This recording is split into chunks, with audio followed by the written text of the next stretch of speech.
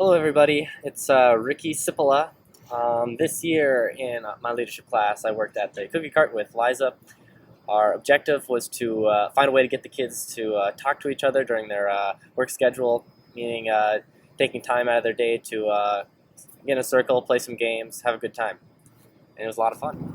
The purpose of this video is to try to understand the complexities of trying to be extroverted in a new environment.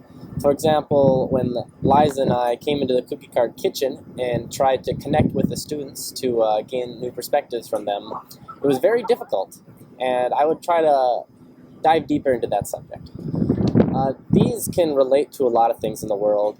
For one, trying to imagine what it's like to be a foreigner, immigrating to America, being in a new environment, trying to survive or thrive, with new changes and new people. And other situations, like being a student that's just introduced to a business environment and trying to, make connections and, have a presence in a room. And you can also imagine just being the first day of class for a college student, where nobody in the class really knows each other, and it's very difficult to go out of your comfort zone to say hello to somebody.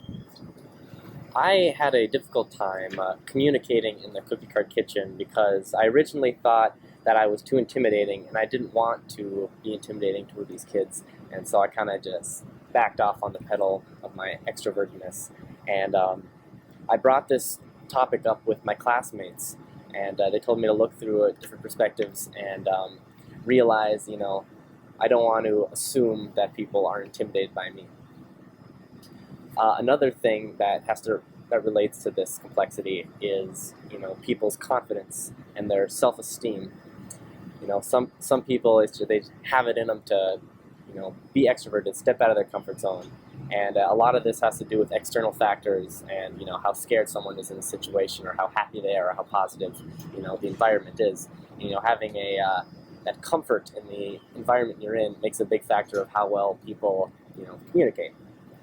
A third idea that was interesting is, I thought maybe because of the fact that I didn't have any similarities with these kids, maybe that's the reason why it's so difficult to try to talk to them. I had a conversation with David Hellstrom from the leadership office at a coffee talk about resistance. He explained to me that, people in the world, we're not as different as you seem to be. Once you really get to know someone, we're all human. There's a lot of similarities between us, a lot of things to talk about. And so I don't want assuming, that you're different than someone, based off of, labels and projections. Games are a good strategy to get to know people, so you can knock down that initial barrier to strike a conversation. Games allow people to be comfortable with each other and create a connection between you two. When I played a game with the students at the cookie cart, after the game, kids knew who I was, and they called me, "Hey, that guy we played games with." And from that point, it was easier to talk to the kids because we had something to go off of. Another big thing about reaching out to others is what Heifetz and Linsky explain in their readings is about having an open heart and having compassion. When you do want to strike up a conversation with somebody you know nothing about, it's a good idea to ask questions and listen about their story instead of just trying to push them with your own ideas and what's happened in your day.